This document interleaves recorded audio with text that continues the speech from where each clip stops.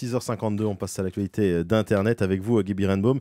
Ce matin, une histoire qui montre à quel point Facebook, on évoquait Facebook tout à l'heure avec Éric Le Boucher, Facebook qui joue un rôle important vraiment dans la vie de certains de ses membres. Ouais, l'histoire est triste et elle montre combien il va devenir difficile de gérer un réseau social qui va atteindre, Emmanuel, 1 milliard de membres. Cette histoire, c'est celle d'une maman américaine qui a été bannie de Facebook pour y avoir publié des photos en mémoire de son bébé décédé. Alors on sait que Facebook censure sans discernement. C'est arrivé à des clichés de femmes qui allaitent, ils n'aiment pas voir des seins sur Facebook. Ou même au fameux tableau de Courbet, l'origine du monde, tableau qui représente, tout le monde le sait, un sexe de femme. Cette fois, c'est tout autre chose.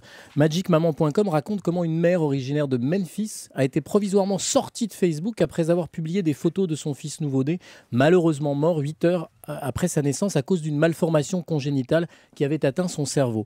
Alors certains, en Europe notamment, seront peut-être choqués par cet hommage numérique à un bébé mort, mais le Huffington Post ou le Daily Mail expliquent qu'il n'y avait rien de dégradant ni de contraire aux règles de Facebook. Les parents Heather et Patrick Walter voulaient partager avec leur famille et leurs amis quelques photos en mémoire du petit Grayson pour laisser une trace comme une trace éternelle sur leur Facebook et de ces quelques 8 heures de vie, simplement 8 heures. Mais le réseau a supprimé ces photos et quand les amis et la famille de la maman ont contacté Facebook pour se plaindre, le compte a été suspendu.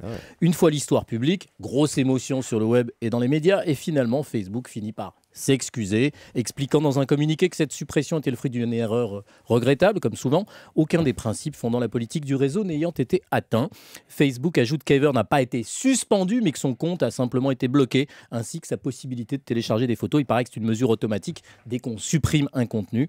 Triste, bien triste histoire qui montre que Facebook est en fait dépassé, totalement dépassé par la place que lui donnent dans leur vie certains de ses membres, pour le meilleur ou pour le pire. Guy Birenbaum pour l'actualité d'Internet chaque matin sur Europe 1. Guy qu'on retrouve également le soir à 20h sur Europe 1 pour des clics et des claques avec Laurent Guimier et toute la troupe.